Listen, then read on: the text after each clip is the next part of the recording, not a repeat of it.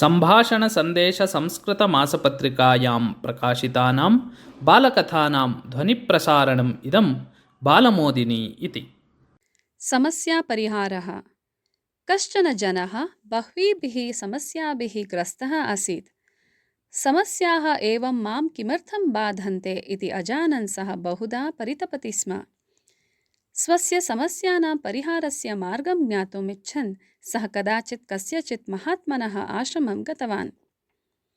महात्मानं नमस्कृत्य सः स्वस्य समस्याः तं निवेद्य, महोदय, एतासां समस्यानां कारणतः अहं नितरां त्रस्तः अस्मि।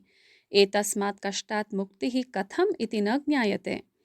कृपया मार्गदर्शनं क्रियताम् इति प्रार्थितवान्। महात्मा तु उत्तरं किमपि न अवदत्।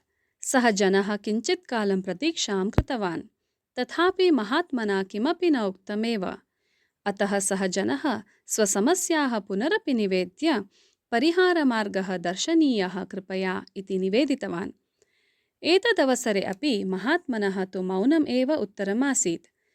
पुनरपि सः जनः कृपया समस्यापरिहारमार्गः दर्शनीयः इति याचितवान्, तथापि महात्मना किमपि न उक्तमेव।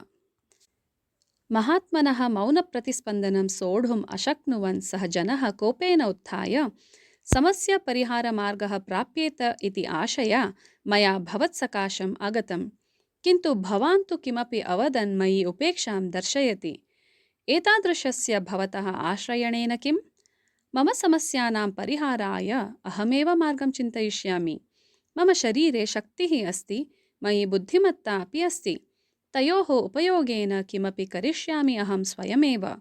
भवतः साहाय्यं मार्गदर्शनं वा मास्तु एव मम इति उक्त्वा ततः निर्गन्तुम् उद्यतः। तत् दृष्ट्वा सः महात्मा अवदत्, भोः, स्वसमस्याः स्वयमेव सम्मुखीकरिष्यामि इति भावः भवति उदितः ननु? अयमेव भावः सर्वाः समस्याः परिहरिष्यति। एतं भावं पोषयन् अग्रे गच्छ। भवतः समस्याः स्वयमेव परिहृताः भविष्यन्ति इति।